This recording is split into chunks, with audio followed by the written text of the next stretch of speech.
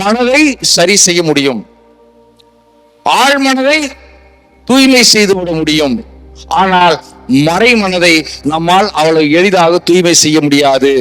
இந்த மறை மனம் யாருடைய செயலால் வருகிறது அல்லவா? பித்ருக்களால் வருகிறது. நம்முடைய மூதாதையர்களுடைய கடும் பாவச் செயல்கள் மறை மனதில் அமர்ந்து நம்மை கடும் சுலமா துன்பத்திற்கு உள்ளாக்கி கொண்டிருக்கிறது. இந்த நிலை வந்துவிடக் கூடாது என்பதற்காகத்தான் பித்ரு காரியங்களை நம்முடைய பெரியவர்கள் தொடர்ந்து நமக்காக பரிந்துரைத்தார்கள். அதுல ஒரு அறிவியல் இருக்கு, அதுல ஒரு ஆன்மீகம் இருக்கிறது பித்ரு காரியங்கள்ல. இப்ப இந்த காரியம் எதற்காக, ஏன் இப்படி மறைமனம் என்பது எங்க இருக்கிறது? வேறு எங்கும் இல்லை, 6ஆம் இடம் கன்னியில்.